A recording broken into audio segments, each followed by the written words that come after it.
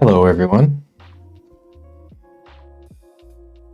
The lighting feels off right now.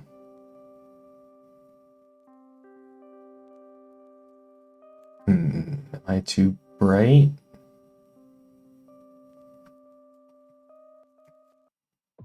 That's where they should be. Okay.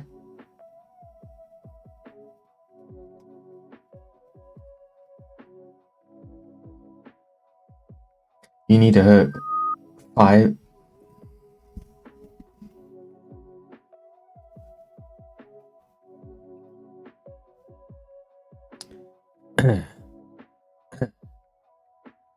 Is this for a volume?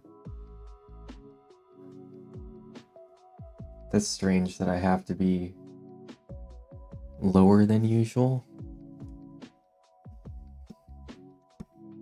Microphone's usually right there. How's this for volume?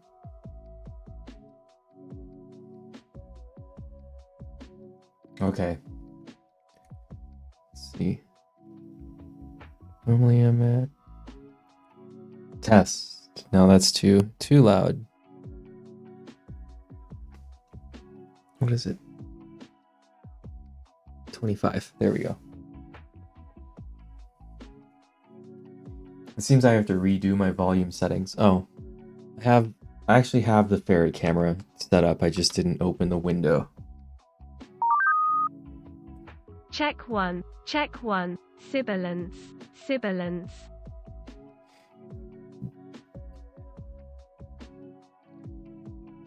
Yeah.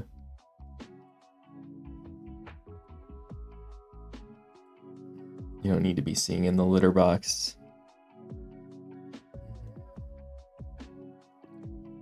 Now you're seeing my Twitter. There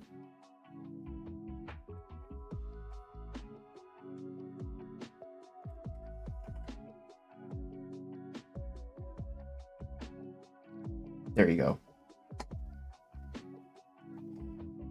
Is this overhead light too bright?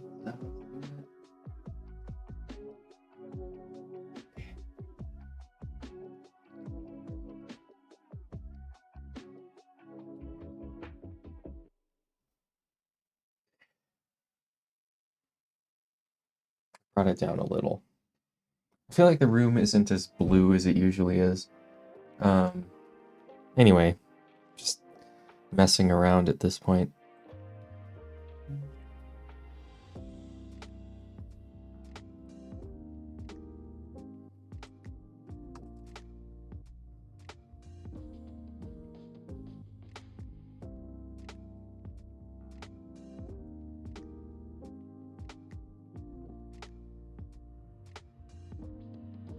Yes, I mean, I always have to fix my setup in the beginning. Again, like I feel like my face looks strange. Like it's too in focus or something. But in any case, thank you for the Prime sub for 16 months, Canadan, 37 months, Sam, 33 months, Diresaur, 19 months, Obu, the Prime sub, Zidinala, the 32 months, Too Many Nashi, and the 28 months, Pat. Very low contrast, huh?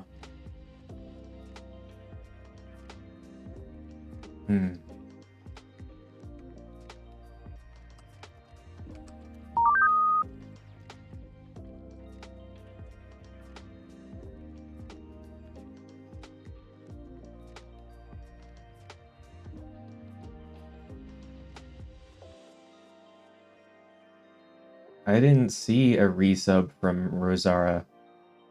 Oh, okay. I missed a few people then. I don't know why I just started there. Thank you for the 37 months, Rosara. The 37 months, Duvid Tunit. The 23 months, Donnie, and the 3 months, Real Ian White. Sorry, I didn't see that.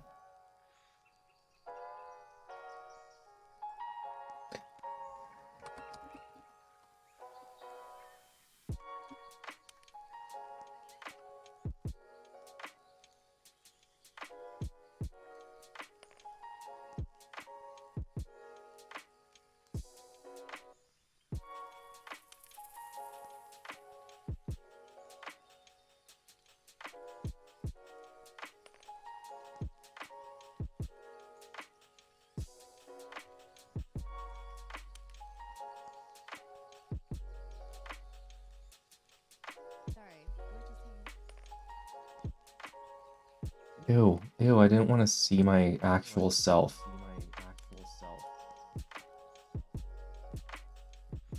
Okay, let's see. What did my last stream look like? I want to at least make sure I look like that.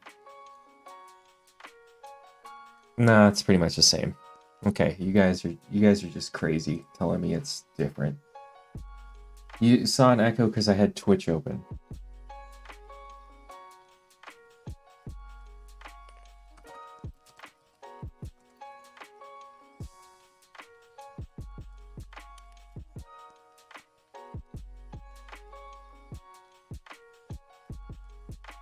Okay.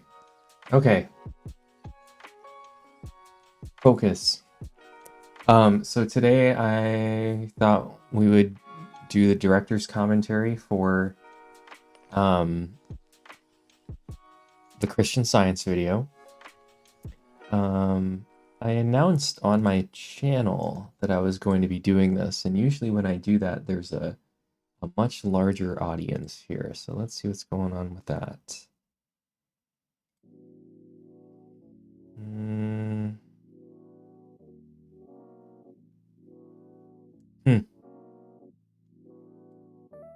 I posted it, so hey.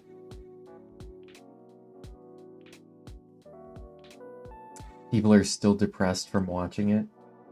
That was a fun video though, right? I thought it was.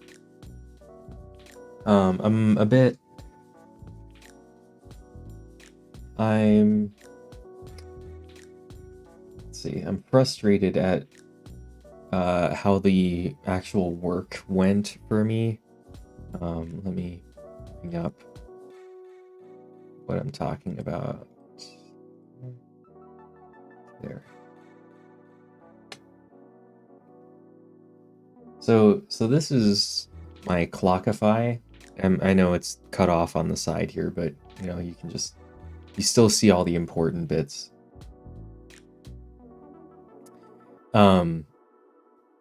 But this is from February 1 when I started the project and the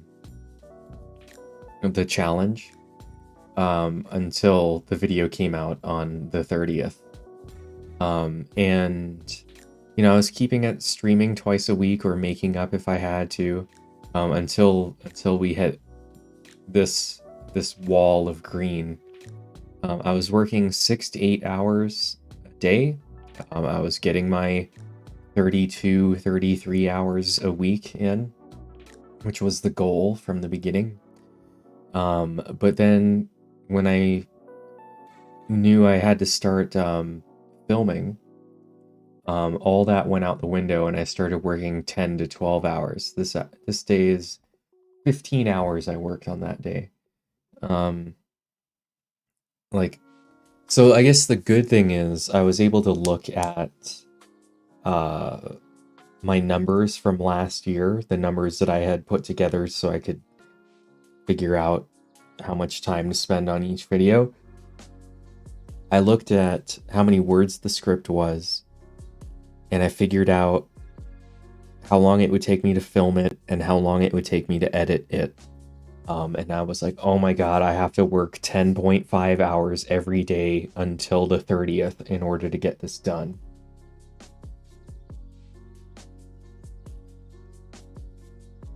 It's a deadline, Canadan. I've always had deadlines.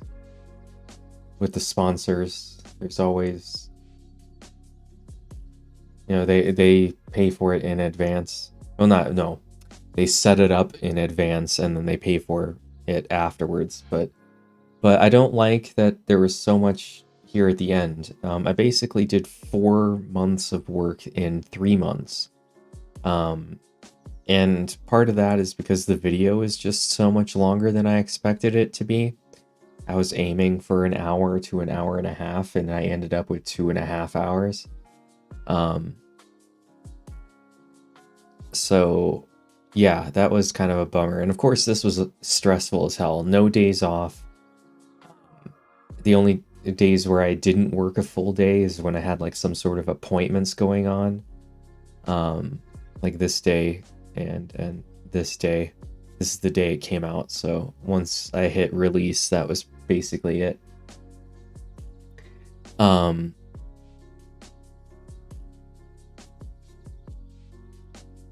yeah, I don't know how to fix this in the future except to work more early on, I guess.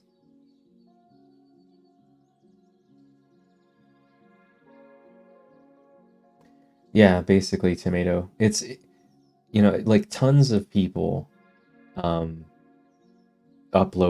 in the last few days of the month. That's just uh, all your favorite people do. That's just how it works on YouTube now.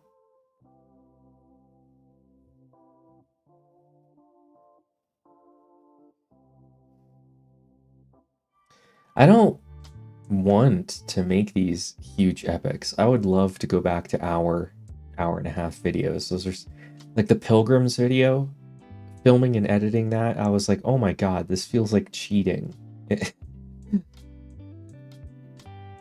Are you kidding me? Just 76 minutes or whatever.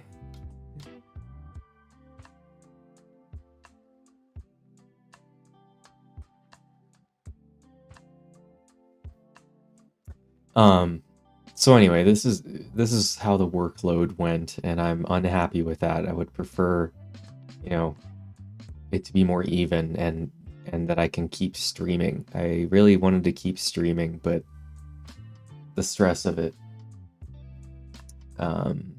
just kind of held me back. So in any case,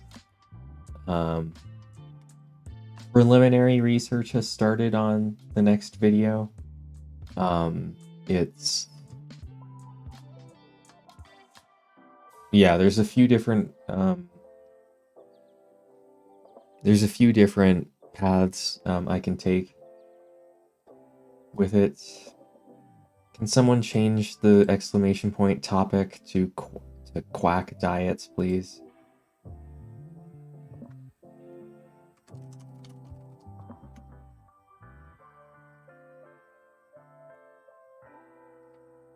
This video is currently number 2 out of 10. It keeps trading places with the Indian removal video.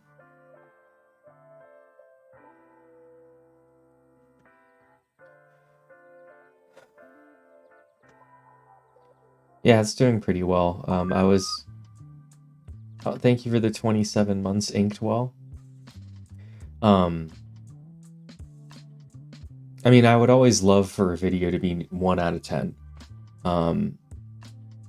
But it being a religion video, I was worried that it wouldn't do as well as the more history or politics oriented videos. So I'm glad it's doing well. I haven't sold as many notebooks as I was hoping to sell. Like I was thinking about that. I had that commercial in my head well before the video even started to be pieced together. Like I think I had that idea in January or something. So I was really hoping that commercial would make some magic happen, and it doesn't seem like the notebooks are that popular. So I'm gonna have to keep pushing them in like every video, otherwise they won't let me do merch anymore because I can't sell anything.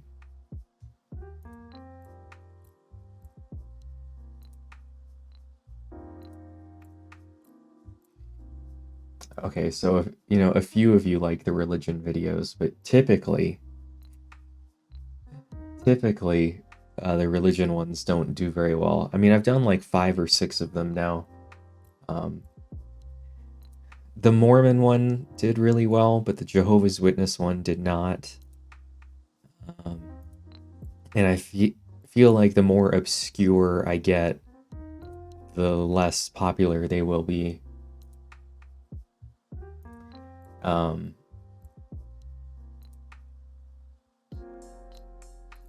Yeah. I mean, though of the religion videos, this one clearly has had the best showing so far. Um,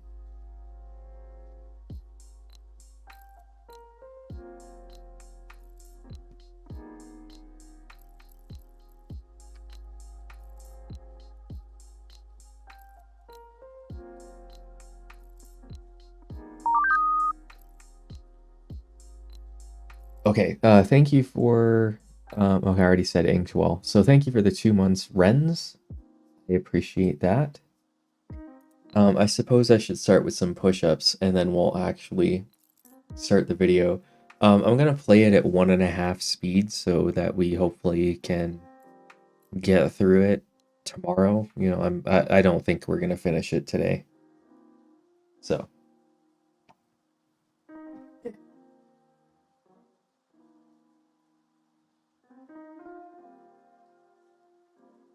70 push-ups.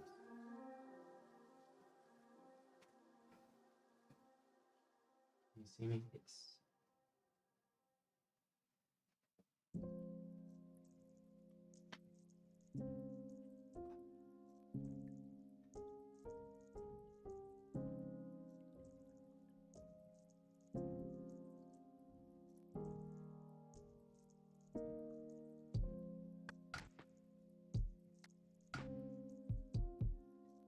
Okay, that was 20 to start.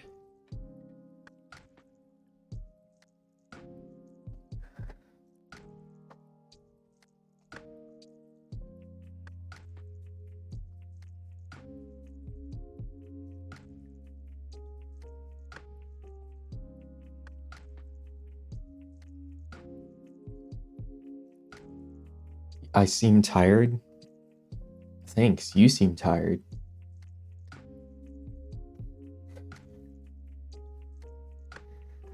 Okay,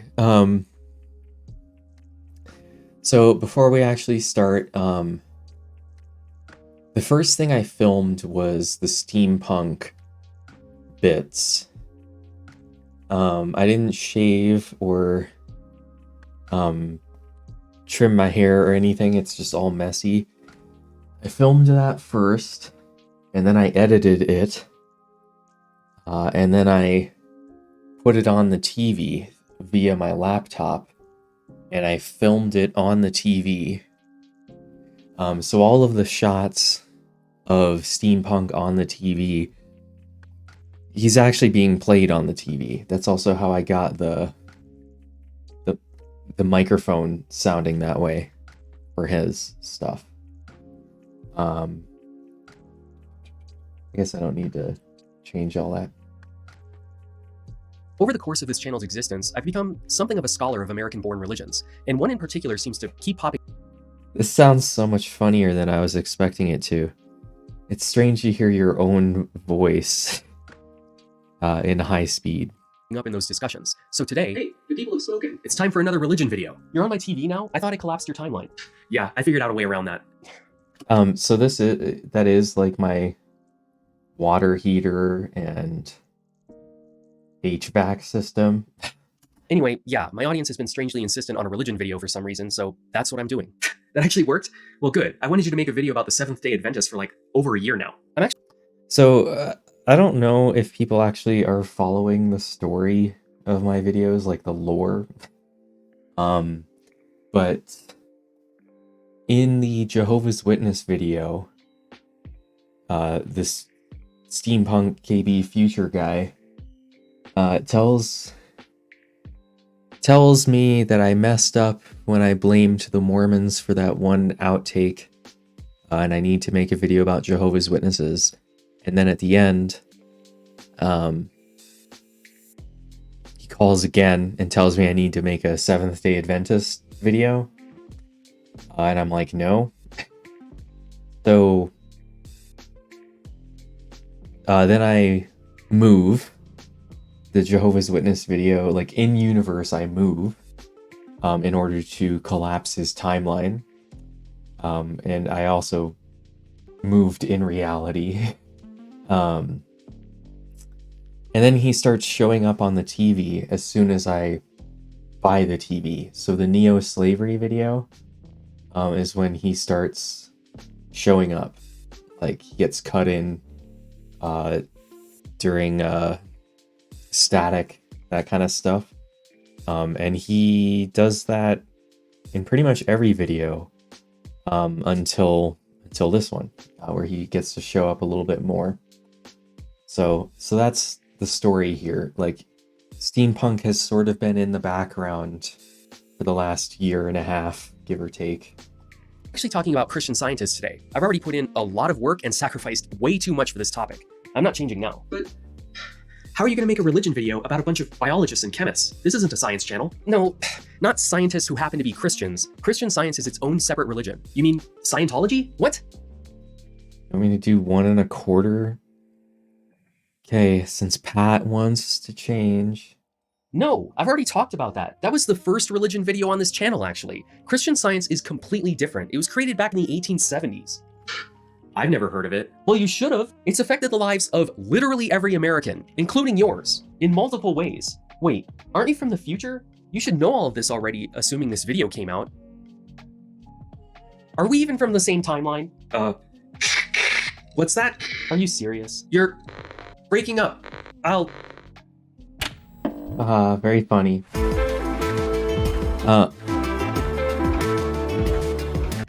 So this is new music, completely new music. Hired a guy in February. I've been working with him the entire time on background songs and new intro, outro themes. So all of the music is new in this one.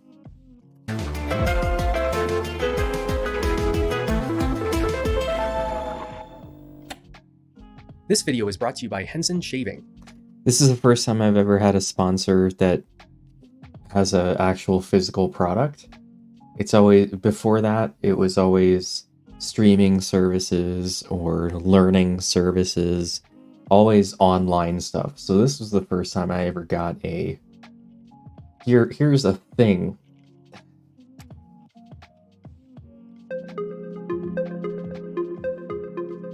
Well, super glad to have him back in my life.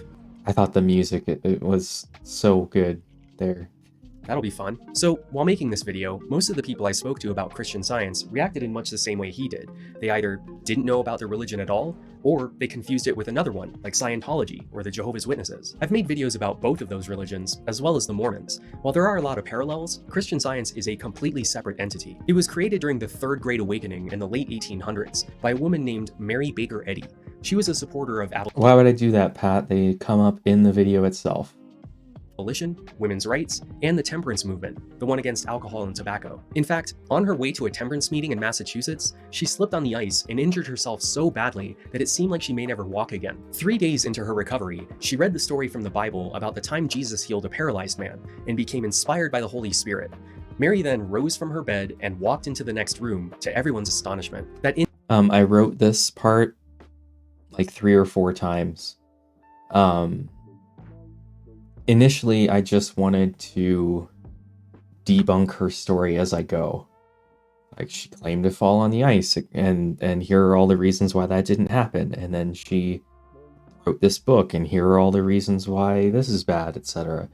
But it didn't leave much to... I don't know, it wasn't very fun to just open up debunking things as I go. Like, from the start, here she's born, and at 12 she claims to have joined, but she didn't really join at 12, and she slipped on the ice, blah blah. Like, it just didn't, it felt like a very chronological telling of the story, which is really kind of the only way you can do history. But I decided to do the chronology 3 different times. Like, I talk about this in the intro, just sort of giving a brief church version of her history. Then I go into a more elaborate version, and then I start debunking it. So you get it like 3 different times. Oh, well, thank you, K386. Just Instantaneous healing inspired her to start writing Science and Health with Key to the Scriptures, which became the foundational text for the Christian Science religion soon afterwards. In this book, she states that you should not consume alcohol, tobacco, or caffeine. A lot of religions born during this time period have similar rules, for example, the Mormons. But I got a lot of comments about this telling me that actually the Mormons just don't like coffee and tea. Like it's hot drinks, which, yes, I do explain that in my Mormon video. But it's also a fairly new rule, and some Mormons just straight up don't do caffeine. But, you know, the Mormons are a different video, so I just wanted to say, hey, the Mormons have similar rules. Not the exact same rules, but similar rules, and move on, because explaining it would take away. But then she takes it a step further by saying that you shouldn't put any drugs into your body, including medicine, and you shouldn't go to doctors or hospitals. For that reason, Christian Scientists are often confused with the Jehovah's Witnesses, but that religion just refuses blood transfusions, not everything else. Now, nobody cares if you don't smoke or drink, or go to the doctor, or take medicine. That's your right as an adult, religious or not, in pretty much every country. The problem is when you force that decision onto your kids. I was thinking about this earlier. Like comparing Christian Science to Jehovah's Witnesses. And I almost have more respect for Jehovah's Witnesses. Because, you know, they still go to the doctor.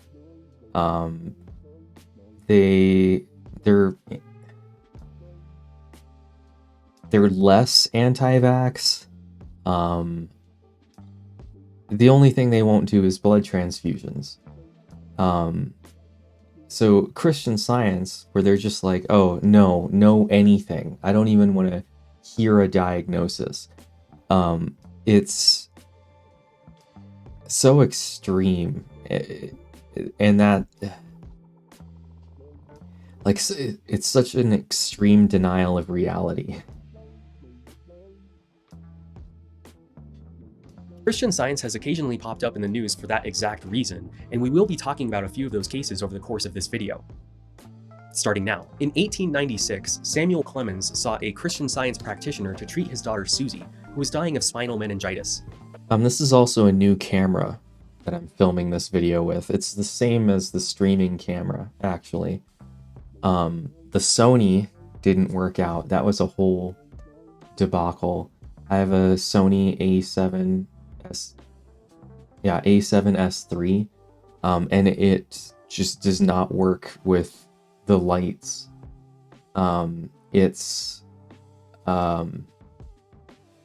shutter speed just doesn't work for some reason. And this is the only camera that has never worked with, these background lights. People were saying, oh, it just changed the shutter speed. It's either 50 or 60. And I'm like, yeah, I know that. And that's how it works on the Fuji and the Canon. Both Canons that I've had.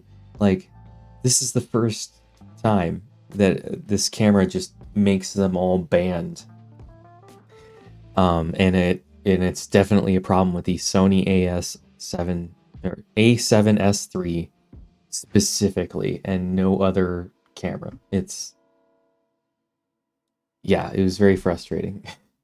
I'll get to what a practitioner does later on, but he quickly gave up on that treatment and took her to a medical doctor. Unfortunately, she died later that year. Samuel held a grudge against Christian Science for the rest of his life. No, Canadan, I'm working on a complete overhaul of the website, actually. Not because the practitioner failed to cure his daughter, but for the false hope they gave him. More recently, in 1977, Rita Swan hired a practitioner to treat her son, who had an unusually high fever. After a few days without any improvement, she wanted to take him to a doctor, but was discouraged from doing so by the practitioner. Almost 2 weeks went by before she took him to the hospital, where he was diagnosed with bacterial meningitis and died a few days later. Rita withdrew her membership and also held a grudge against the church for the rest of her life. Now, I knew most of that before I started working on this video. Okay, so the church for the rest of her life.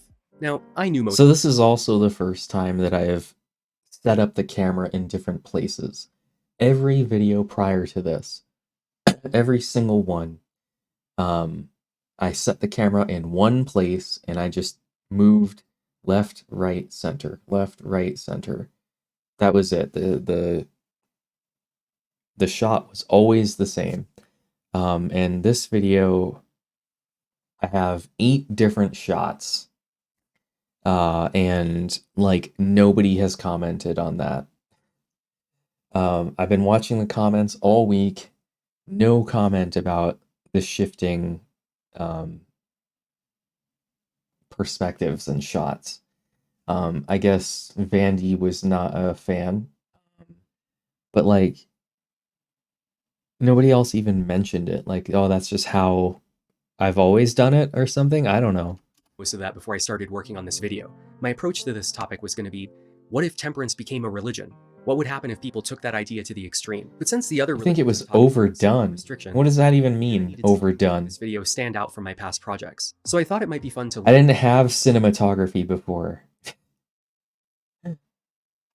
So yeah, I've had this in the background for over a year now. Well over. Well, ever since I got these cubes. I don't remember when that was. I think it was a year ago.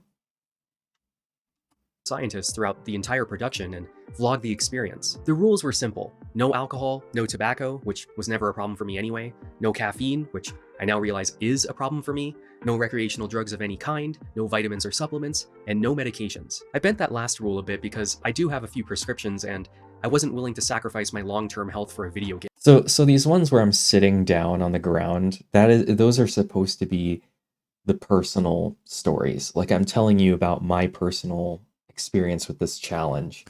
Later on, I'm talking about my personal interrogation of sources or my personal experience going to their church. Those are the ones where I'm sitting on the ground. Gimmick. So I decided that I couldn't take anything that wasn't prescribed to me by my doctor.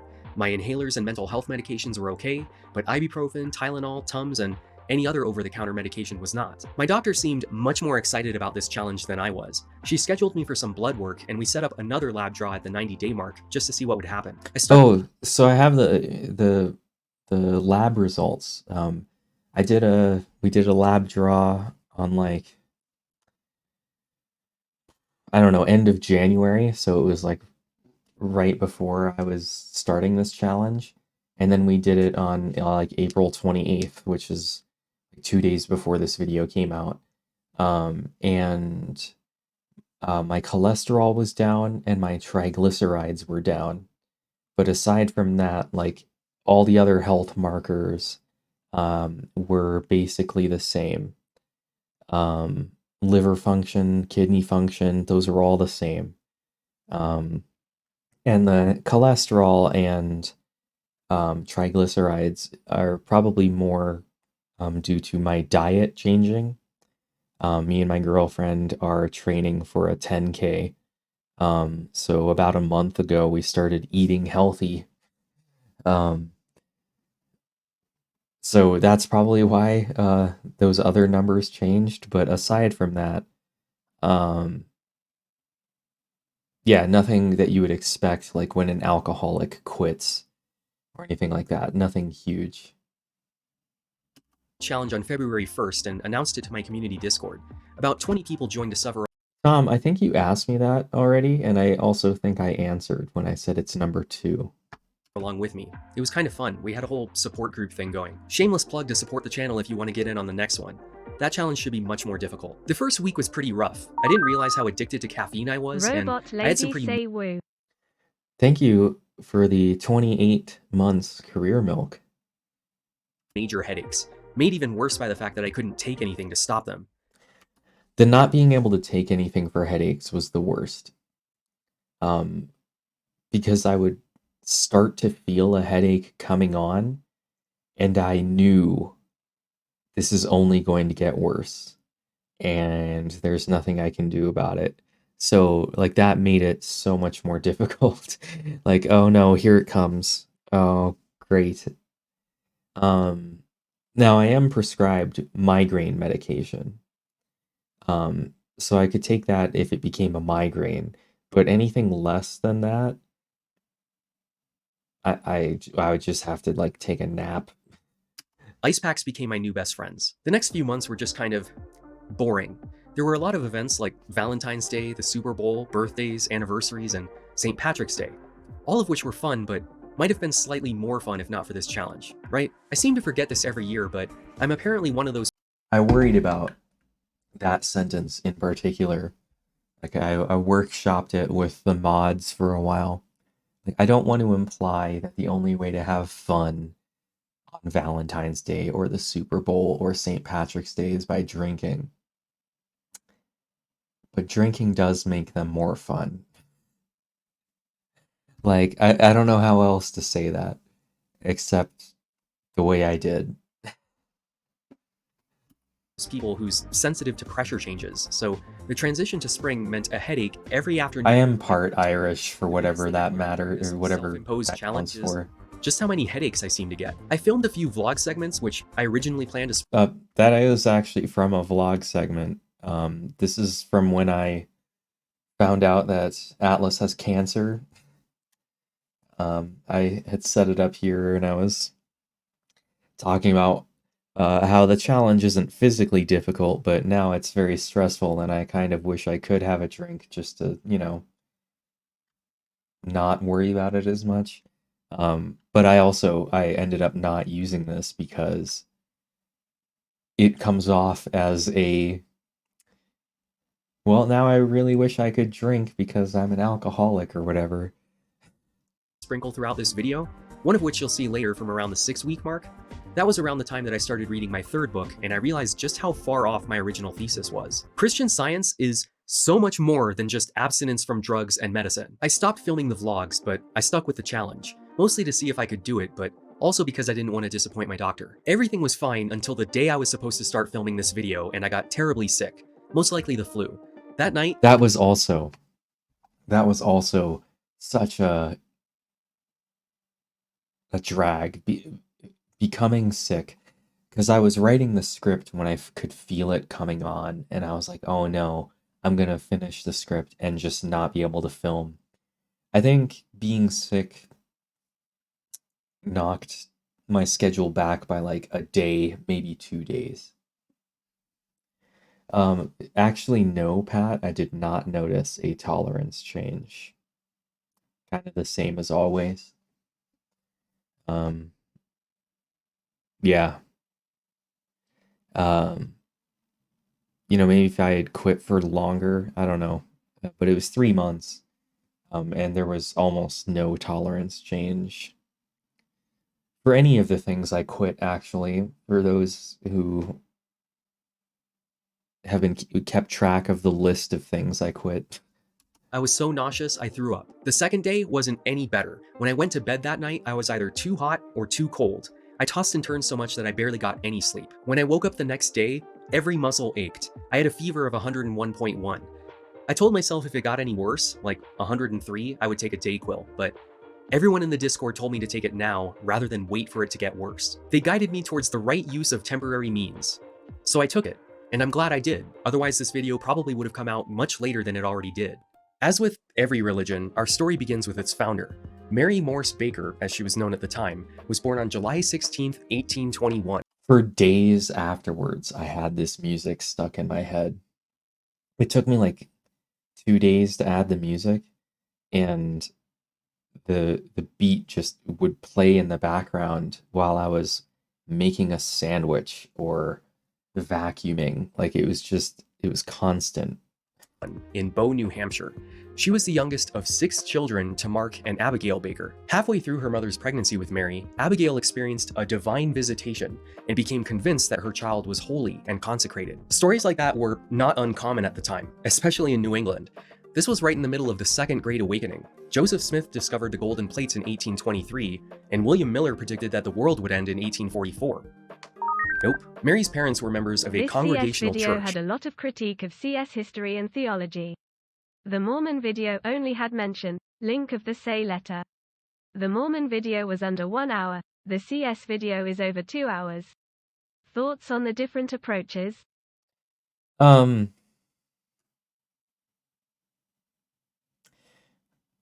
have been thinking that since this video is 2.5 hours long, that there's no way I sufficiently covered the previous religion videos, like Scientology specifically.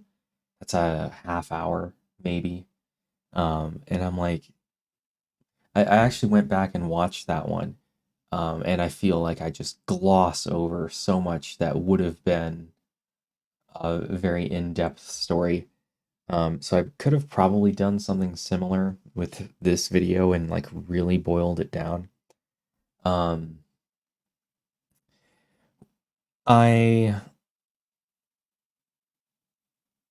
I don't regret like not going over the CES letter. I don't really do like atheist takedowns of religions because I don't find that to be very fun or a very good use of my time. Um, and I don't really go after the theology and beliefs of Christian Science, except in how they differ from mainstream Christianity. And then, of course, the rejection of medicine, I just see as a rejection of science. It's like the same as if you had a religion that rejected climate change, I would be doing the exact same thing of this is obviously not correct. Like that's you know, if their religion wasn't based on a rejection of medicine, it probably wouldn't have felt like I was going after their beliefs. But that's really their only belief is that nothing exists and therefore you don't need medicine. Like obviously things exist. So, how do you argue that? How do you argue against that with like some sort of uh, intelligent If debate? you ever want to go back to Scientology, I just finished Mike Rinder and Leah Remini's audiobooks. 10 out of 10 would recommend. Leah is hilarious in particular. Well, sir, first of all, thank you for the 100 bits dead debate and the 100 bits Jess. So yeah, I wouldn't even know how to make the philosophical argument that yes, things exist and therefore disease also exists. Um, so when it comes to like right out of the gate, this video, um,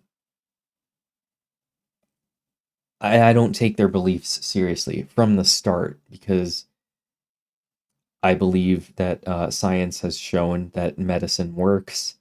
I also believe that science has shown that matter exists. And so the rest of it doesn't really matter. Like, I don't believe any of the rest of it. Um, so it was hard for me to come at this from like a neutral perspective, like I was able to with the Mormons. Like, yeah, I could have gone through the Book of Mormon and debunked specific claims about who was here when and how they didn't have silk or horses before Europeans, that kind of stuff. But I just don't find that approach to be a good use of my time. Um, Whereas Christian Science, like they don't have beliefs about who was where before, or who goes to what heaven. It's really just the nothing exists thing, and so that's yeah. Why do you think part of the success is Not here? judging your approach, just notice the difference. Thanks for your thoughts. Great vids. Yeah, well, thank you for the 100 or the second 100 bits dead debate.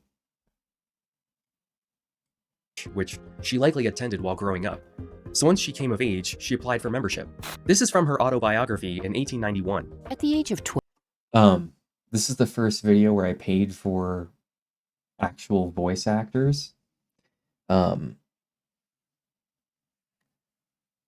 And it's the first time I paid Autun Shea for his contributions.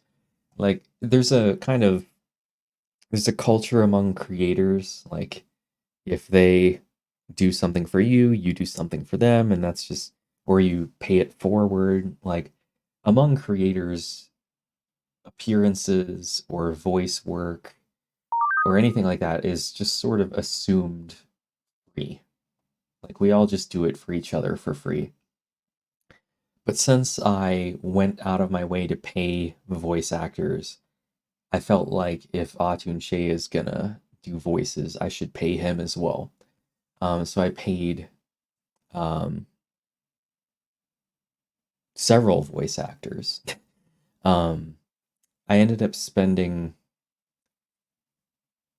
between $1,500 and $2,000 on voice actors for this video, and that was a first and very stressful. And I don't know if I'm going to do it again because the cost is very high compared to how much I actually make on these videos. I definitely made the $1,500 back for sure, but it did eat into the profit of this video.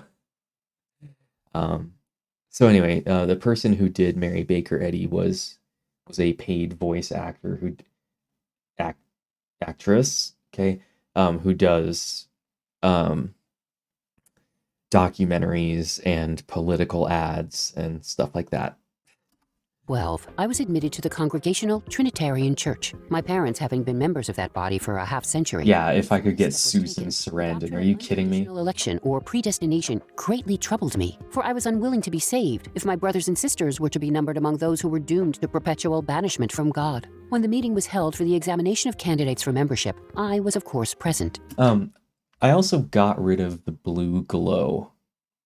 If you take a look at neo-slavery or any of the videos between neo-slavery and now, these used to have a blue glow, and I just hated it. I hated the way it looked, so I just gave it a drop shadow and called it good. AI voice acting is a thing, and there are creators who use them. In fact, I'm pretty sure that ContraPoints used it in her last video. Like you can sort of tell in the way people speak, where the tone is always flat, or there's weird emphasis on random words in the sentence, that give away that it's a AI voice rather than a person. And I'm pretty sure ContraPoints used AI. I stoutly maintained that I was willing to trust God and take my chance of spiritual safety with my brothers and sisters, even if my creedal doubts left me outside the doors. Okay, I'm going to do my push-ups while letting this play. I like the blue highlight, but I can see why you got rid of it. Yeah, it was just too much, though. Like, if, there's these bars that move around on this TV effect, and some of them brighten, some of them darken.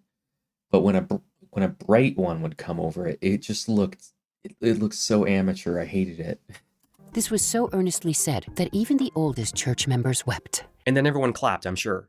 Predestination is the idea that God already knows who will be getting into heaven before they're born, and it was a core belief in this church. Yet Mary was able to convince them to accept her despite not believing in that doctrine. Throughout her childhood and adolescence, Mary suffered from numerous illnesses that doctors at the time were unable to treat, which often kept her out of school. In 1843, at the age of 22, she married George Washington Glover and became Mary Baker Glover. He was a builder from the South, so 2 weeks after their ceremony, they moved down to South Carolina, and a few months after that, to North Carolina. George died of yellow fever 6 months after their marriage, so that was 20. And pregnant with her first and only child, Mary moved back in with her parents. She gave birth to George Washington Glover II on September 12, 1844, and was immediately bedridden due to an illness. Boys from the neighborhood were employed to rock her in a custom-made cradle, which they jokingly referred to as swinging Mrs. Glover. Since she wasn't well enough to care for her son, her brother became his father figure, while a neighbor was brought in to nurse him. She was treated by a doctor in 1849 and... I mean, I don't know about traumatized, but that was my guess as well. Like, she just doesn't want to bring any people in to get canceled by association or whatever. Which I get, but you can also get around that by just not crediting the people who do voices. I don't know. Anyway, you don't see many people named George Washington anymore. I yeah, I guess not. Became well enough to get engaged to a lawyer named John Bartlett. He went off to strike it rich during the gold rush and died in California. Oh, I also started doing these notes at the bottom. Again, nobody has commented about these. But I wanted to get the information out there without it being like, hey, he died on this day, like a huge thing. Like I didn't think that was necessary, but I also wanted it on screen, so I put it down here.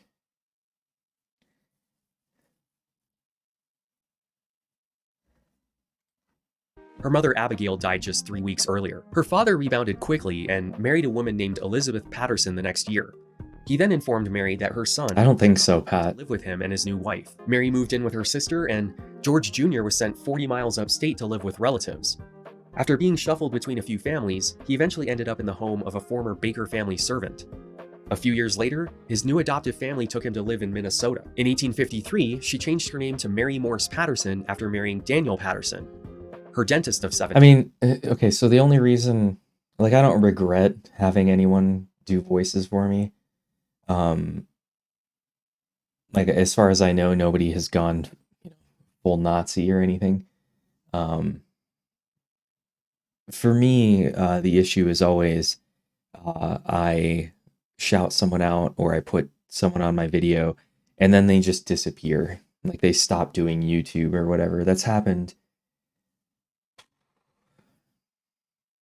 half a dozen times at least.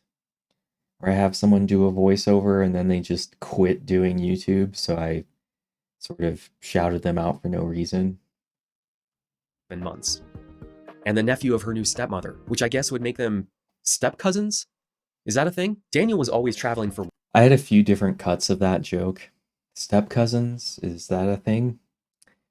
I had alternate versions like step cousins, is that a thing? Someone check Pornhub. I don't understand all of the fake incest stuff on Pornhub. But man, I mean, I've never looked at Pornhub. I don't know.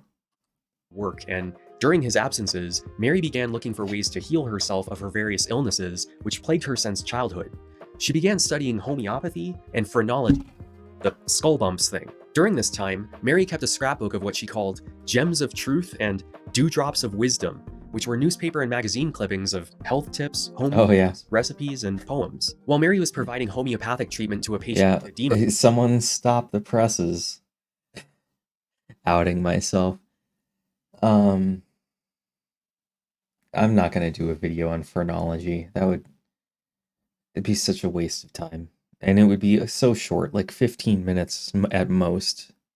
In 1856, she decided to give them unmedicated pills to see what would happen. And the patient recovered anyway. Rather than credit the placebo effect or the fact that edema usually resolves itself in a few days, she started to wonder if all illnesses had a mental cause. This is foreshadowing. In her defense, germ theory was still being developed and wouldn't be accepted as fact for another few decades. At this point in history, they were basically still in the dark ages of medicine. A few years later, the Pattersons' home was foreclosed on and all of their possessions were sold at auction. So Mary and Daniel moved into a boarding house. Mary Baker Eddy's biographers talk about this time. There's so much information here about her life, sort of pre-Christian Science, that I cut out. Like, it was such a...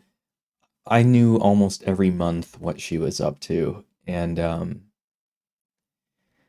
sometimes it's just too much information. In her life as if she was exceptionally poor and that boarding houses were somehow beneath her, but at this point in history, between 1/3 and 1/2 of all Americans were living in them. That's where How the Other Half Lives got its name. It was a collection of photographs which show the upper classes. Yeah, I cut so much. Were living in. In March 1862, Daniel was transporting money for the war effort from the state of New Hampshire to Washington, D.C., and was captured by Confederates. He eventually escaped and made his way back to Mary that December. He opened up a dental practice in Lynn, Massachusetts, where he and Mary lived for several years. and Daniel became somewhat of a known philanderer. On the evening of February 1st, 1866, Mary fell on the ice and was seriously injured. A doctor was called to treat her and found her injuries to be internal and of a very serious. Again, this sort of thing where the letters become actually black and stuff, like darker. This takes 15-20 minutes to edit, and it's for 30 seconds and nobody noticed. Like, oh wow, he made it darken or whatever.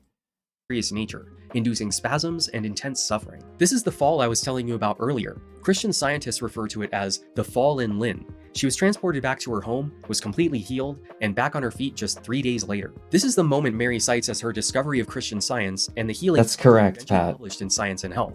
It's as important to her religion as the crucifixion of Christ is to Christians and the discovery of the golden plates is to Mormons. If you were to disprove that, the whole thing falls apart. 2 weeks after the fall, supposedly completely healed through her own efforts, she wrote a letter to a former colleague named Julius A. Dresser asking for his help. We'll get to how they met in a moment. I know YouTubers say this all the time, and seriously, viewers. I notice. It's one of the reasons I watch you on Nebula, not YT. Oh, well, thank you for the 1,000 bits Taters games. 22 months. Nice. Thank you for the 22 months Tybrin. And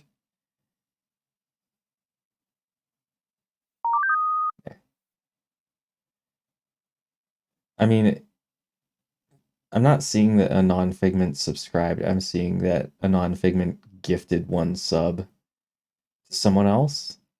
So thank you for the gifted sub. Anyway,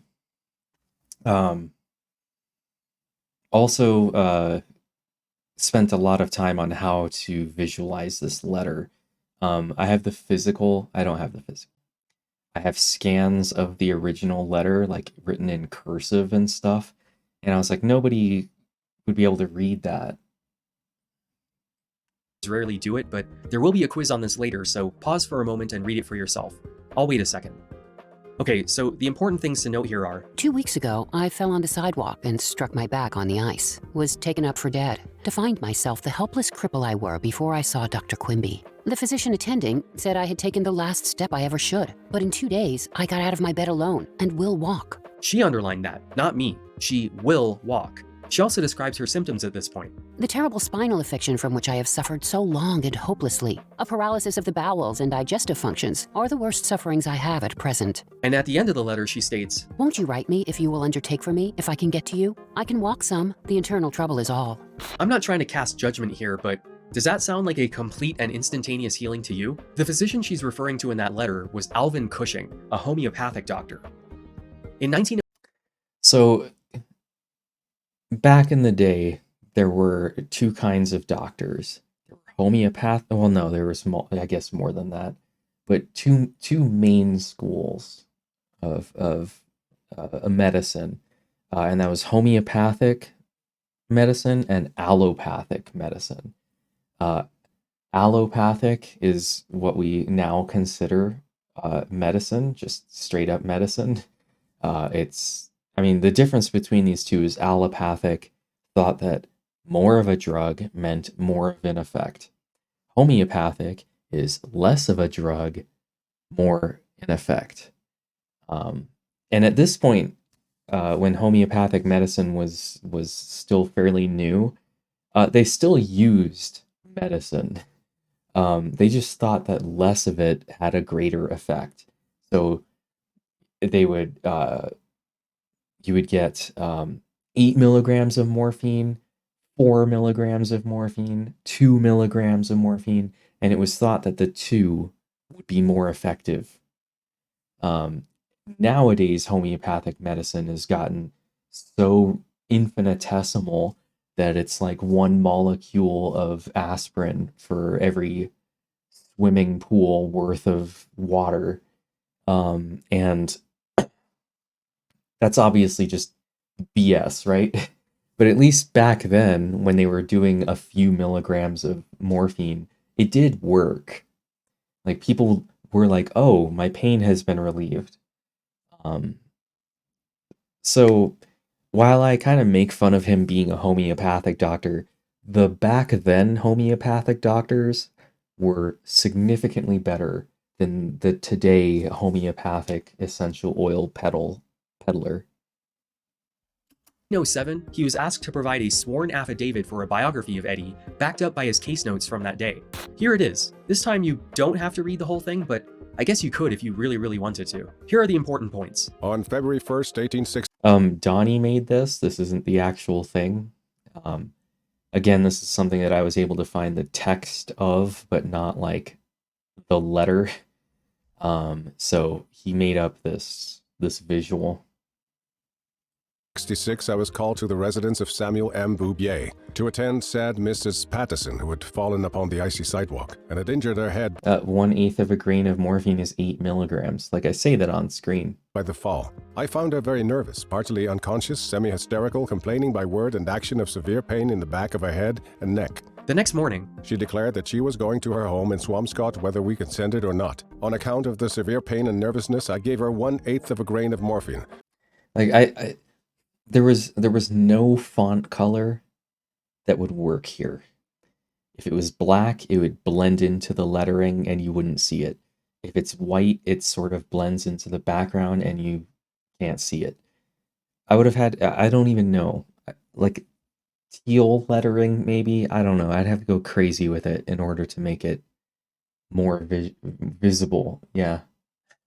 Not as a curative remedy, but as an expedient to lessen the pain on removing. giving her morphine would explain the paralysis of the bowels. I visited her twice on February 1st, twice on the 2nd, once on the 3rd, and once on the 5th. And on the 13th day of the same month, my bill was paid. During my visits to her, she spoke to me of a Dr. Quimby. I don't think Coca-Cola existed yet. For some severe illness with remarkable success. She did not tell what his method was, but I inferred it was not the usual method of either school of medicine. Remember this, we'll get back to Quimby in a moment. I did not at any If I could have told the voice actor to redo it, I would have told him to put the emphasis on either school of medicine, not the usual method of either school of medicine. But anyway, time declare or believe that there was no hope for Mrs. Patterson's recovery, or that she was in a critical condition, and did not at any time say or believe that she had but 3 or any other limited number of days to live. Mrs. Patterson did not suggest or say or pretend or in any way whatever intimate that on the 3rd or any other day of her said illness she had miraculously recovered or been healed, or that, discovering or perceiving the truth of the power employed by Christ to heal the sick, she had, by it, been restored to health. He did not at any time say that there was no hope for her recovery, or that she had a limited number of days to live. She also never mentioned to him that she was healed after 3 days by reading the Bible. Given the letter to Dresser and Cushing's affidavit, I personally find it difficult to believe that she was completely and instantaneously healed. She didn't even start citing this as the discovery of Christian Science until she published her autobiography 25 years later. As for the severity of her injuries, the doctors said they weren't critical or life-threatening. And given that she was in fact able to walk again, I find her characterization to be a bit overdramatic. And so I felt strange about debunking her story only 20 minutes into the video. But I needed to set the tone, I guess. this was by no means the first example of her hypochondriac nature. Remember that story about Mary joining the church at the age of 12? This is my favorite shot. I do feel like the background is too dark, and I should probably do something about that. But also, I think in this shot, the background is too bright, and I need to bring it down a little. So, yeah. Remember that story about Mary joining the church at the age of 12, the one from her autobiography? Let's actually take a look at those pages. Recall that Mary did not agree with the doctrine of predestination. So perturbed was I by the thought aroused by this erroneous doctrine that the family doctor was summoned and pronounced me stricken with fever. My mother, as she bathed my burning temples, bade me lean on God's love, which would give me rest if I went to him in prayer, as I was wont to do, seeking his guidance. I prayed, and a soft glow of ineffable joy came over me. The fever was gone, and I rose and dressed myself in a normal condition of health. So, at the same time that she was applying for membership at the church, she became ill and was miraculously healed through prayer, in much the same way she claimed she was after the fall. So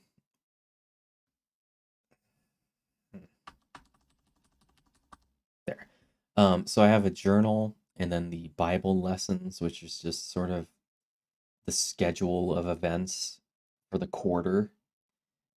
So you can look 2 months ahead and see what the science and health and Bible scriptures will be, in June or whatever. This has the whole quarter in there. Then there's a Christian Science Sentinel, a cross and a crown, the Christian Science Weekly, Science and Health and the Church Manual, Gill's book over there. You can't see it. And then the razor and stuff are above that in the blue box. Mary was constantly sick, so much so that she was kept out of school for a good portion of her childhood and adolescence. Her family described her illnesses as tantrums or fits. Sometimes she was convulsing on the ground, other times she would be rigid and absent. Their family doctor diagnosed her with hysteria mingled with bad temper. Hysteria has some pretty negative historical connotations. Its etymology traces back to the Greek word for uterus, and by the 1800s, it was a blanket diagnosis or dismissal, meaning, women, am I right? Her complaints included spinal irritation, neuralgia, dyspepsia, stomach ulcers, neurasthenia, catatonia, and hysterical paralysis. There's that word again, but in this case it means an emotional paralysis rather than a severing the nerve paralysis. Those all sound serious, but Mary had a history of experiencing grave illness followed by a dramatic recovery, leading many to believe that her symptoms were psychosomatic, meaning had a mental cause. I got 1 or 2 comments from people saying that I'm yet another man dismissing the medical issues of a woman. And I sort of knew that that was going to come up, a few times. And I know that in the 1800s and even into the 1900s, doctors really just sort of dismissed women and their constant complaints. Not constant. Anyway, dismissed women and their medical complaints.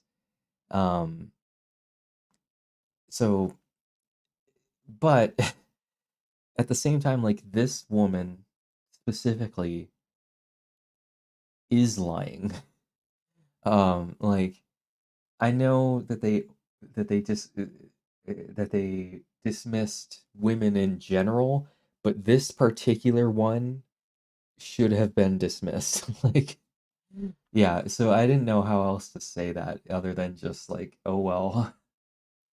Behavior earned her attention and sympathy from her friends and family in the short term, but letters between them suggested they eventually became wise to the act, describing it as hypochondria and malingering. Nowadays, we have a kind of folk label for the pattern Mary was exhibiting, youngest child syndrome, often characterized by being manipulative, attention-seeking, and self-centered. Mary continued this behavior.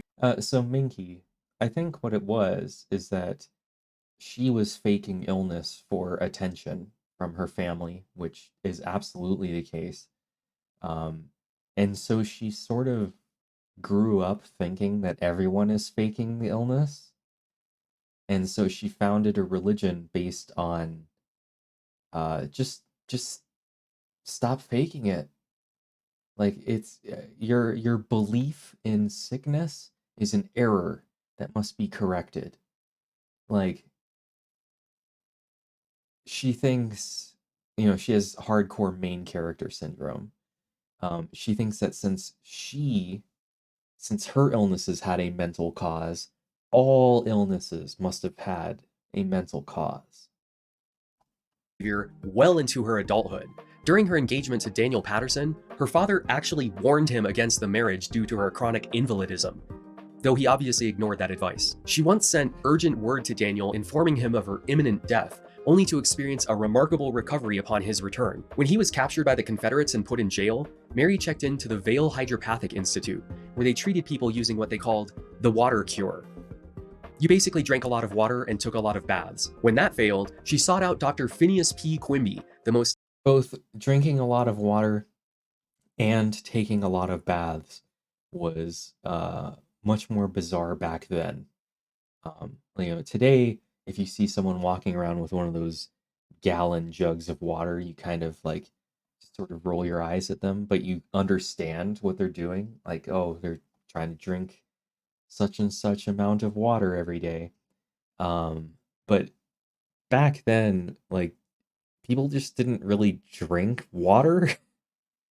It was always with something else. It was rare to just drink water, especially if you were in an urban environment. Aggressively 1800s name for a quack doctor I've ever heard, who treated her using an alternative method. To explain Quimby's method, I need to stop for a moment and ask you a very important question. What is animal magnetism? When someone says they have a lot of it, what does that mean? Like me, you probably think it has something to do with innate sexual attraction or natural charisma, right? Well, the concept was actually invented in 17... I think this was the biggest mind blow for me. You know, mind blown, whatever. Was that animal magnetism is itself a sort of religion. That blew my mind. 1974, when Franz Anton Mesmer began treating people using magnets. Magnets were the fancy new technology of the day. People thought they were basically magic and could do anything. Obviously, magnets have existed in the earth forever, but they weren't refined and put to any practical use until the 1700s. According to Mesmer, animal magnetism is a subtle fluid that pervades the universe, uniting and connecting all bodies. The same fluid flows through all organisms, and a blockage of that flux causes disease. The cure requires a restoration of that flux. I know that sounds a lot like the Force, but as we all know, the Force comes from millions of tiny organisms floating around in our blood. That's canon, don't at me. Mesmer... The number of people who've tried to correct me on that one as well.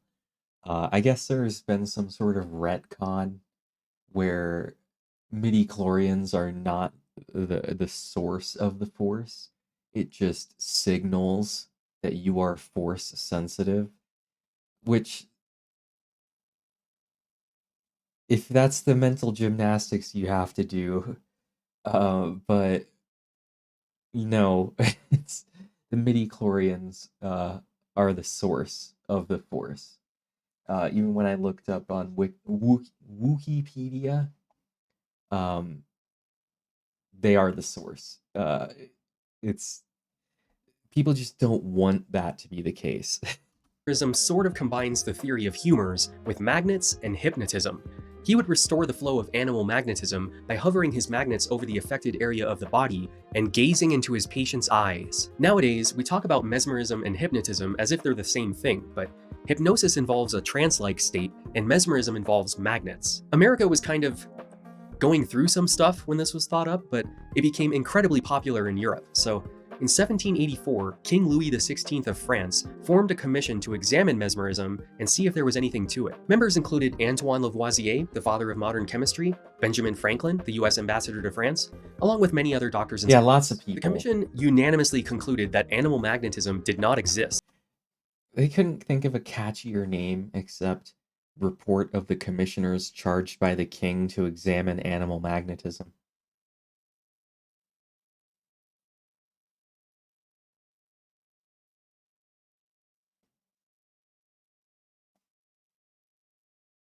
Yeah, like, oh no, the midi-chlorians are actually, they just congregate around people who have the Force.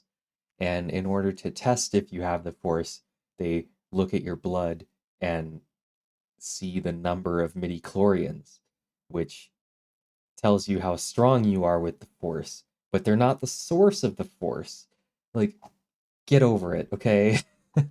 And mesmerism was just a parlor trick.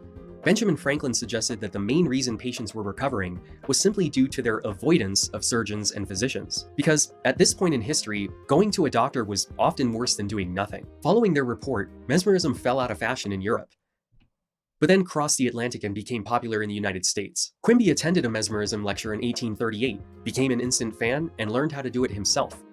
For the next 2 decades, he traveled around the country healing people using his own variation, which he called the mind cure. He had an associate that would enter There a were trance, so many of these controlled by cures his audience back and then. heal people. It was all an act, like many faith healers today. Quimby suffered from lower back and kidney pain for most of his life and was cured using his own method by his assistant. After which, he became convinced that the real illness didn't originate from his back or kidneys, but rather his mind. He believed that he had been deceived by doctors into thinking he was sick, and that they were doing that to all of their patients, feeding into the public's already existing distrust of medicine. Dr. Phineas P. Quimby opened an office in Portland, Maine in 1859 and treated people using magnetized water and head rubbing. He believed the theatrics of it were necessary to psychologically convince his patients out of their belief in sickness. He eventually began treating people absently, using just correspondence, believing he could simply argue people out of their illnesses. which actually wasn't that far off from what real doctors thought. There are thousands of people who Oh, are willing to well, go thank to you, bed too. suffering from imaginary complaints. Every doctor has had experience with such. Frequently, they're given up by their physicians to become victims to their own imaginations, but often complete cures could be effected if sufficient mental force could be exerted on them. On October 10th, 1862, Mary M. Patterson was carried up into Quimby's office, but walked out of it a few hours later, having been cured of her spinal trouble. Within a few weeks, she declared that she had been cured of all of her ailments. Though cure is a strange word to use here, considering she continued to write him for absent treatment, but could only ever be cured in his physical presence. One could assume she needed his attention more than his actual healing. Mary became one of his most devoted students, perhaps even a disciple. She made numerous visits to his patients on his behalf, and it's during this time that she met Julius A. Dresser, the colleague she wrote that letter to. Quimby died on January 16th, 1866, and she found It definitely was not an intimate relationship. And I don't even know if Quimby viewed her as his best student. I think that's just Mary Baker Eddy sort of talking herself up. But this connection is something that even like God's Perfect Child didn't make. That the fall was exactly 2 weeks later. Maybe 15 days later. Though I guess the fall didn't become important until 1891 or whatever. But a fall did happen, whether it had religious significance or not. walk in Lynn, Massachusetts just 2 weeks later, on February 1st, 1866. At this point, I think it's safe to say that if Mary Baker Eddy were alive today, she would be the worst kind of Karen. She'd be all about alternative medicine, essential I also oils, worried about the astrology, reaction to crystal this. healing, copper-infused magnet therapy, and whatever it is Gwyneth Paltrow is. Calling someone a Karen is, it's you got to be careful. But since this is someone long dead, I thought I could get away with it. Selling. I can say that because she did all of the 1800s versions of those things. I'm gonna do some Homeopathy, push-ups. electrotherapy, hydropathy, mesmerism, hypnotism, phrenology, and other various humbugs, as she put it. She'd also be switching between various fad diets like keto, Atkins, paleo, vegan, juice cleanses, and whatever it is Jordan Peterson is doing. One of her diets was of bread and water only, developed by the inventor of the graham cracker. And That's a tease for the next video on quack diets. to top it all off, in true Karen fashion, after she slipped on the ice, she tried to sue the city of Lynn, Massachusetts for damages. The petition she filed in the summer of 1866 claimed that the city was responsible for the dangerous state of the sidewalk and sought compensation for her serious personal injuries from which she had little prospect of recovering. Again, this is the summer of 1866. Months after her supposed complete and instantaneous healing. After her recovery, Daniel Patterson had enough and abandoned Mary for good. He provided her with annual support payments until their divorce 7 years later. During that time, she went back to calling herself Mary was 20. Baker Glover. Without her husband's income, Mary was evicted for not paying her rent and began a decade of frequent moves between boarding houses and living with friends, students, and acquaintances. Her dramatic healing inspired her to begin teaching the methods she had discovered, which was essentially Quimby's mind cure. She put ads in several spiritualist newspapers. You think teaching this her is- classes. I Over feel the next like- few years, she had a few male students. I feel like I've done much better commentaries in the past, but I don't usually play it at 1.25 speed. But I do want to get through the video. So we only have another half hour today, since there's a staff meeting after this. You like the faster speed? Okay. Yeah, this period also, there was so much that I left out where she takes on an apprentice, and they signed an agreement where he gives half of his profits for 3 years or whatever, in addition to an upfront payment of a few thousand. Richard Kennedy, he comes up later in the video, but like from the start, she's like scamming students. All of her students during this time had to pay her like royalties. Who became devoted to her before having a dramatic falling out. This will be a recurring theme. In March 1872, Mary stepped back from teaching to focus on writing her book on what she was calling the mental method. No, which had YouTube is my day job. I don't have any other job. It's just YouTube.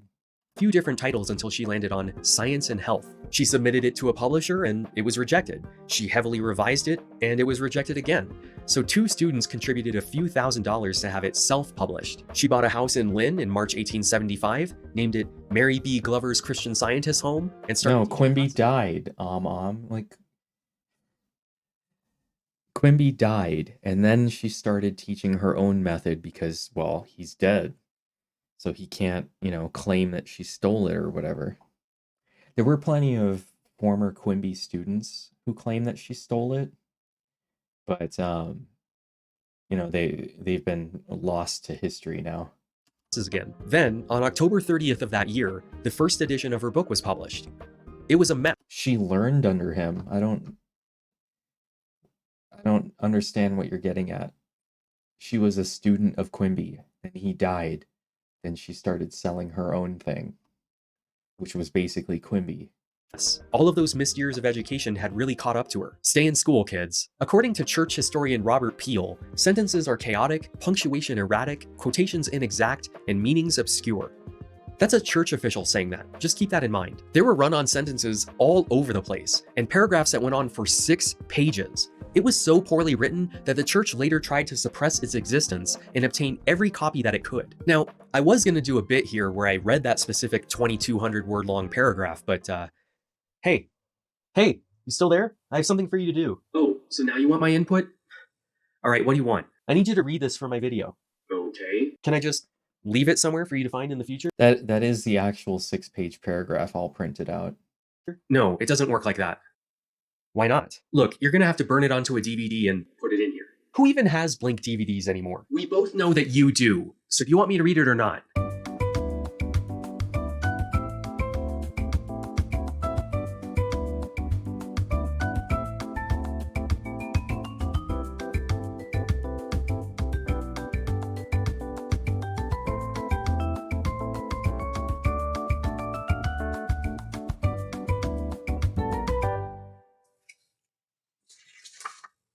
You couldn't break this into paragraphs or anything?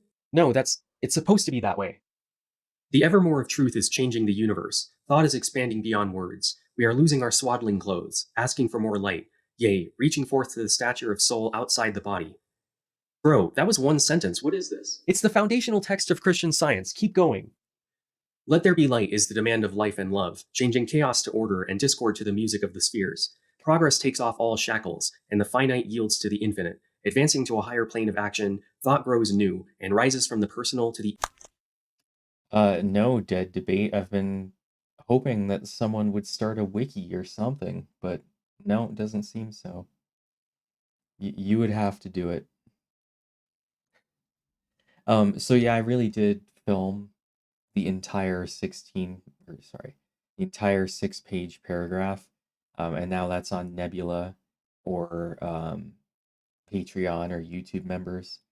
And I think that's how it's going to stay. I don't think that video is ever going to come out public.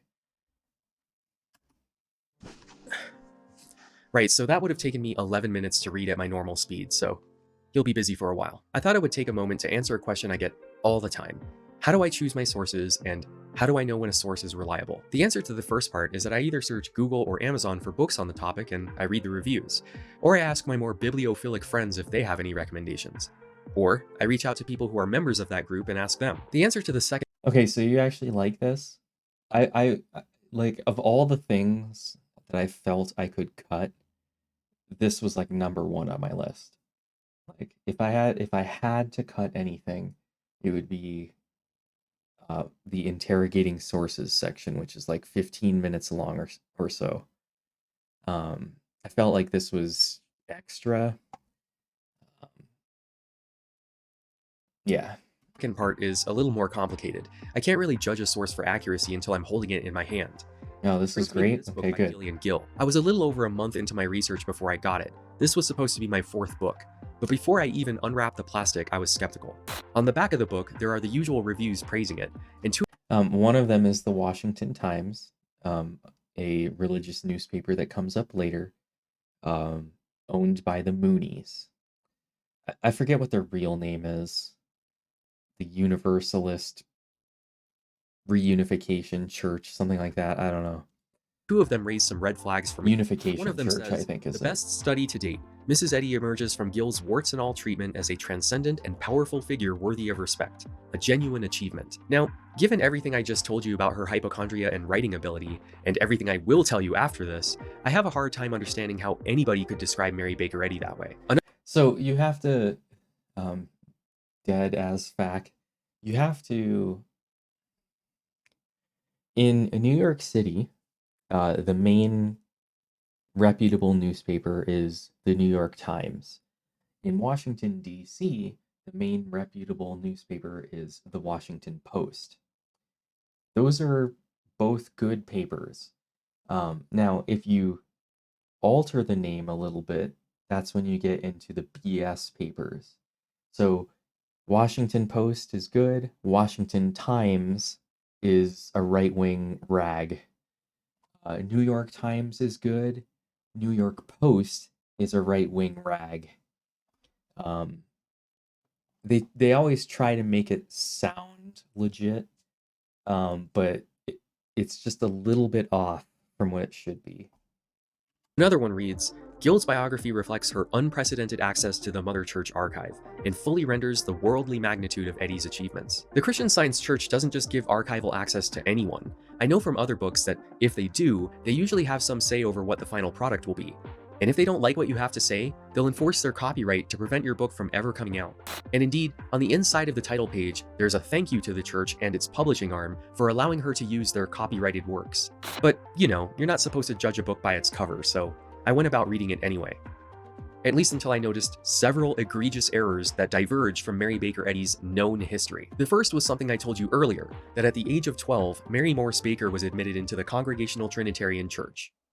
That was false. Churches keep pretty accurate records of births, deaths, marriages, and when people join. Mary was admitted into the Congregational Trinitarian Church in Sanbornton, New Hampshire on July 26, 1838, when she was 17. In an attempt to refute that, Gill states, the critiques of Mrs. Eddy's childhood memories have taken various tacks. They portray the whole story of her struggle with the elders and their doctrines as a ridiculous, self-aggrandizing, sacrilegious fabrication. In fact, more recent documentary research has shown that as far as church membership goes, the gap in years between Mrs. Eddy's recollection and the contemporary records is much less than they claimed. Church records show that a very important and emotional revival meeting occurred near Bow when Mary was about 12, and it is possible that she may have come forward to declare her faith in public at that point. The revival she mentioned was put on by the Methodist Church, which made Mary want to convert, but she was discouraged from doing so by her father. The point Gill was trying to make is that although she didn't officially join until she was 17, See the light. This keeps moving because I'm like, I don't know. I guess this cube is up against it. Yeah, anyway. joined in spirit when she was 12, which in addition to being the wrong denomination, was geographically impossible. The Baker family moved from Bow to Sanbornton Bridge on January 11, 1836, when Mary was 14. There's no way she could have spiritually joined the church over there Because I felt like 24 miles away in a town without a Congregational Trinitarian Church over here. That's a full day's ride on a horse, one way. Which also calls into question this line from Mary's autobiography. So when I say it's a full day's ride, it was like 6 or 7 hours, which means you're not going there and coming back in a day. Going is one day. Yeah. She says her parents were members of that church for half a century. Her parents were members of the Union Church in Bow when she was born. They joined the Congregational Trinitarian Church in Sanbornton on June 17th, 5 weeks before she did. Your next question should be, how do I know? Because it that? looks better The that answer way. is that the Christian Science Church itself says so. This is from the Mary Baker Eddy Library, and this is from the Longyear Museum, both of which are church entities.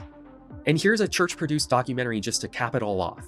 A conflict in her early religious life reached the point of crisis when she was 17 and applied for membership in her parents' church. I was unwilling to be saved if my brothers and sisters were to be numbered among those who were doomed to perpetual banishment from God.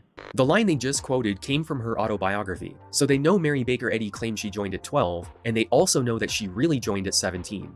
I have no idea why Gillian Gill tries so hard to take Mary at her word on this, even when the church acknowledges that she was wrong. And yes, that narrator was Robert Duvall. He's a Christian Scientist. But anyway, that was strike one.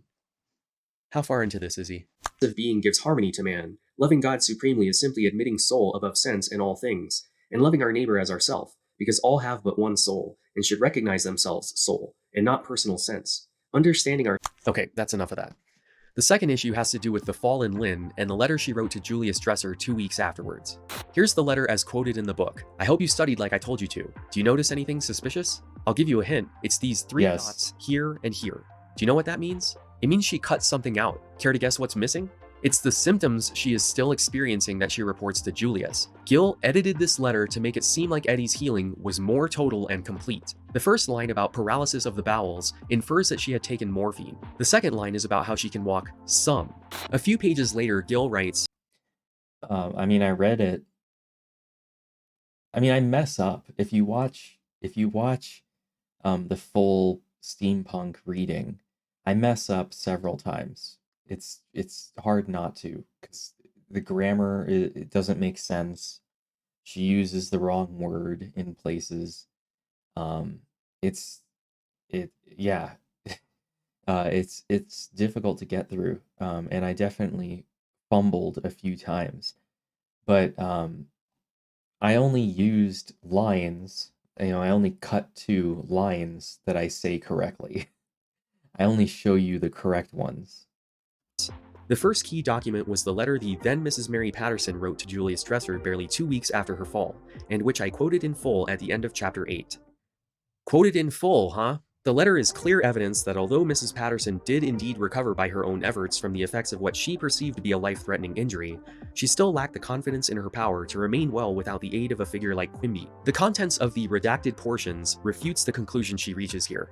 Now, I cut things out as well. I did it with that earlier quote from her autobiography about joining the church at 12, but when I do it, I'm cutting out information that's irrelevant to the point I'm making. Stuff about her father believing in predestination and the pastor wanting to expel unbelievers from the church. Not important. Get it out of there. But more importantly, I don't tell you that I quoted it in full. Strike two. At this point, I don't think so, to Hammer. I would have to look at the paragraph again, but there are places where I know. There's one in particular that I remember. It's like on the tip of my tongue, but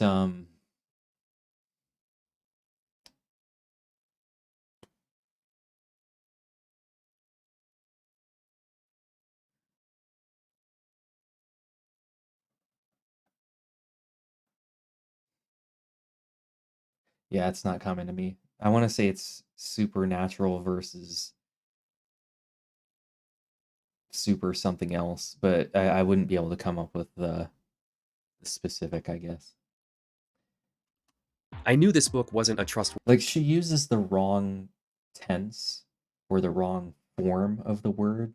She uses the adjective when it should be the adverb or whatever, which just, it makes it difficult to read. Source. It was clearly biased in favor of Eddy and the church's view, so I decided to skip ahead to see what Gill had to say about the first edition of Science and Health. Just as a refresher, this is the book she's about to talk about. We know better than to say deity is the shadow of matter, but if matter is substance, God is shadow, and shadow never produced substance. Hence, matter must have created itself. The body of spirit is spiritual and not material, but principle or...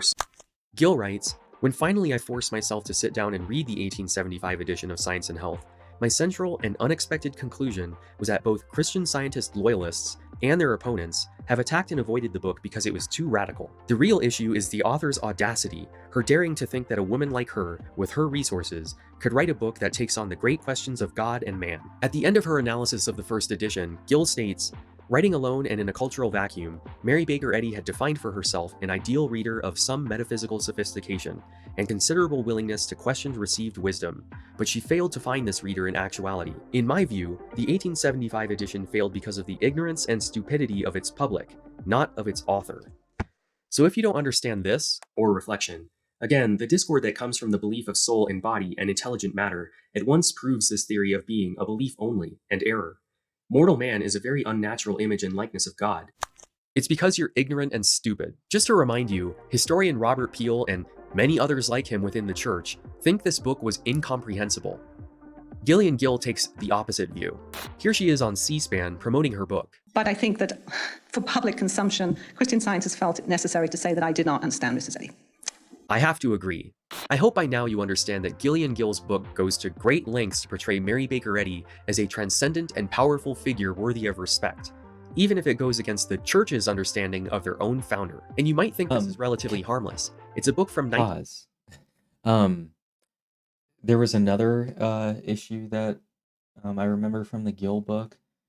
She says that the lawsuit against Lynn, Massachusetts, was at the urging of Daniel Patterson. So like Gillian Gill attributes the lawsuit to Daniel.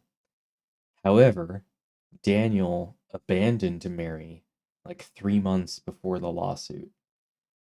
So he wasn't in the picture and couldn't have urged her to sue anybody at that point. Yet Gill tries so hard to make it not her. It's amazing. Like I bet I could flip to any page and be like, that's not right. 1999 that isn't available digitally or in audio form. And that's where you're wrong. This is Mary Baker Eddy's Wikipedia page. I do not use Wikipedia in my research unless I need to double check a date, but even then it's not always reliable. When I began writing the script for this video, I decided to see what they had to say about Eddy, and it's pretty much I've been told that there are massive edits going on to the Mary Baker Eddy Wikipedia page. And I did notice that you can't find this Fallen Lynn section anymore. I don't know if they removed it or if they're editing it or whatever, but this is the main thing that I saw missing.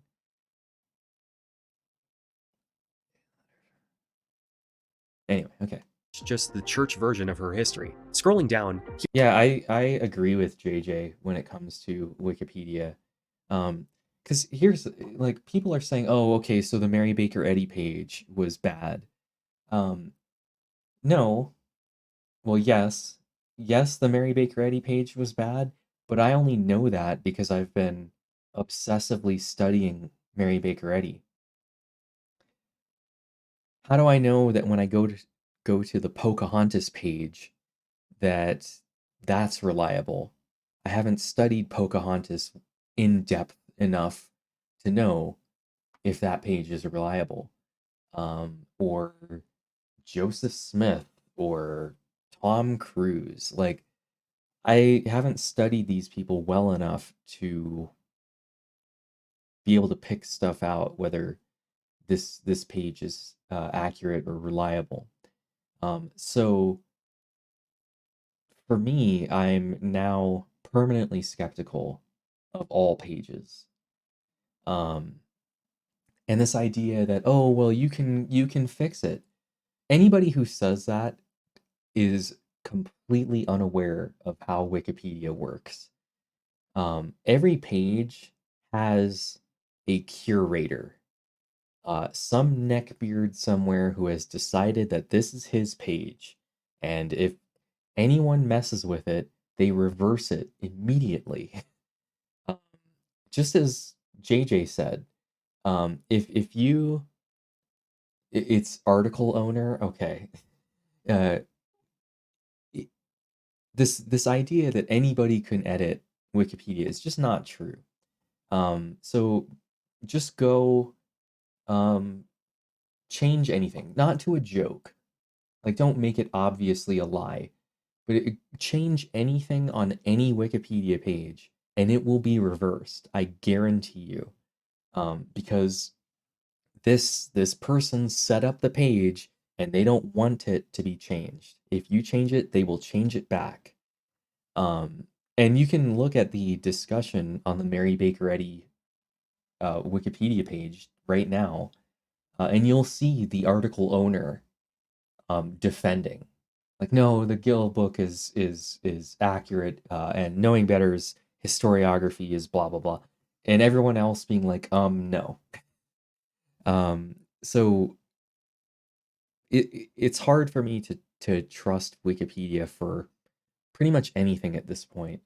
While I was making videos about Jamestown and Plymouth, all of the various pages disagree with each other.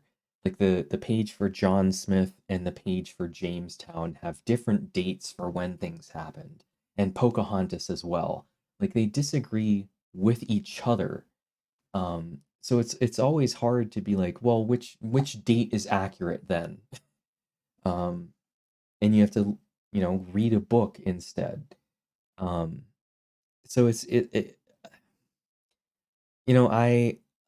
it's hard for me to just dismiss Wikipedia entirely because yes, if you want to search for something and there's the date, it's right there, done.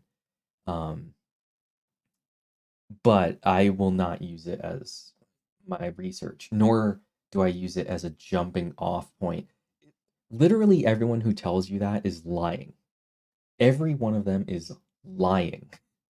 Oh, I use it as to find out what sources I should use. No, you don't. No, you don't. Nobody has ever done that. Nobody. All they will do is they will use the Wikipedia, they'll use that, and then they will cite in their bibliography whatever is here at the bottom. They never actually go to it and read it, and then no, they don't. Nope.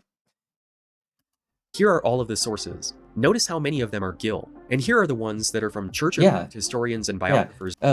While I was doing this, this specifically, there were some on here. Like there's one from Miller.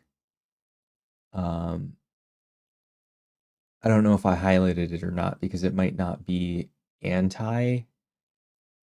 But some of these, like Horton 2004 down here at the bottom. How is that a citation? I have to look up all books written by anyone named Horton in 2004 and then try to find the one that's Christian Science related. Nowhere in here does it say what book it is. Oh, here it is, Miller, 1995.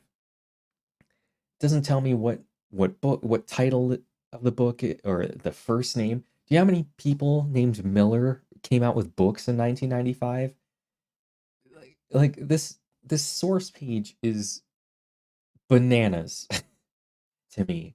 That I would understand if the first time it appeared, they showed the whole thing, and then every subsequent time it was just Gill 1998, Gill 1998. But that's not. They don't do that. So it's just sort of take your word for it that this person read it and put it in there. Like Robert Peel, or from Mary Baker Eddy herself. Imagine looking at the Wikipedia page for L. Ron Hubbard and finding out that it was written by the Church of Scientology. Would you trust that as a source? I hope not. And all of those people who lie to you by saying that they only use Wikipedia as a jumping off point for their research? Well, if they used Mary Baker Eddy's page, they would only be looking at biased, church-approved sources. Okay, I actually think this is a good, well, let's finish the ads. Reckoning ourselves from the standpoint of soul instead of personal sense, we progress as spontaneously as light. Okay, we still have some time. Let's cut to that one vlog segment I was telling you about earlier. So I'm like 6. I wrote the general ideas of things I wanted to say at 6 weeks. Didn't the Church of Scientology actually get banned from editing Wikipedia for trying to edit company dollar-related articles? Company dollar. Anyway, yeah, I do think the church got in trouble for that and their IP is banned. Thank you for the 100 bits, Retro. Yeah. I remember hearing about that. Anyway, every few weeks I would write down like how I'm feeling at that point. But I didn't film this. I filmed this last. This is one of the last things I filmed. weeks and a few days in, I'm over the halfway mark, and I gotta say, I don't really feel any different. I've seen other YouTubers do 30-day challenges where they quit alcohol or caffeine, and they always end up saying that they feel like a new person or they're completely rejuvenated. I'm over 30 days and I don't really know what they're talking about. I don't feel like I have more energy or that my mind is less clouded or anything. It's just the same as always. I'm guessing that along with quitting whatever it is, they're exercising more. If I press spacebar, it means I want to pause it. You know that. Originally, I put shaving cream just on the parts I was going to shave, and it looked stupid. So I was like, okay, I just have to do the whole face. For eating healthier. But I haven't really changed my diet or exercise routine, which is how science is supposed to be done, right? You just change the test variables. I wear a Fitbit that tracks my sleep, and according to this, it hasn't really changed. The one thing that I will say has changed is that I'm dreaming again. I've been telling my doctors for years that I haven't had dreams in like forever, and they never seem all that concerned about it. And I know that people usually forget their dreams like as soon as they wake up, but I haven't been having them at all. Now I am, and they're not as fun as when I was younger. Like, where are the sex dreams and the ones where I'm flying? Instead, I'm just getting these stressful and scary dreams, so I wake up. I'm also really proud of myself for this shot composition. Both of my heads follow the 2/3 rule. Or the rule of thirds, 3 out of sorry. 10. Do not recommend. From talking to other people, it seems like caffeine might be the thing that's preventing me from drinking. Once I but finish since I've quit this so many section, other things, it's kind of hard to tell. we'll end. Anyway, I've got to film the sponsor segment now. Hi, KB Morgan here from KB Morgan's Gold Pond Check Cashing Menace Center and Payday Loans. But today, I'd like to talk to you about Henson Shaving. Did you know that the safety razor was patented just 3 years after Science and Health was published? Not everything from back then was a bad idea. Before the pandemic, Henson Shaving used to manufacture parts for NASA, including the Mars rover and the ISS. If you think they can't make a precision-engineered safety razor, you're out of your mind. Double-edged Mach 3 Platinum Fusion? What does all of that mean anyway? I'll tell you what it means since I'm an expert. Absolutely nothing. It's all marketing mumbo-jumbo. You don't need all that extra stuff. Real men shave you. This was the, well, no. The Lord's Prayer is the last thing I actually filmed, but it's one of the last things. Using only one blade, manufactured to the same standards as satellite components, the Henson AL13 exposes the blade just 0.0013 of an inch, less than the width of a human hair, and supports it so well, it physically can't flex like those cheap plastic cartridges we've all been using that barely get the job done. This thing is made of pure metal, no plastic, not even in the packaging. The Henson AL13 comes in a variety of colors and costs $69.99. Nice! That might sound like a lot up front, but if you pay any attention to how much you spend on those stupid cartridges, this thing pays for itself in less than a year. And while replacement blades can be found pretty much anywhere, if you use the code Knowing Better at checkout, they'll include 100 of them with your order. The Henson AL13, the last razor you'll ever need. Shave like a sir. Found what belongs. Okay. So we're gonna end here today. We'll pick up here afterwards. So we'll pick up here tomorrow. So I know now that it's just after the KB Morgan segment. But yeah, I hope you enjoyed the commentary. We're gonna continue it tomorrow. I'll get as far into the video as I can, whether we finish or not. But I hope you had a good time and you learned something. And we'll be back tomorrow at the same time, 1:30 Pacific. Okay? Oh, okay, let me do one last batch of push-ups and then I will end for reals.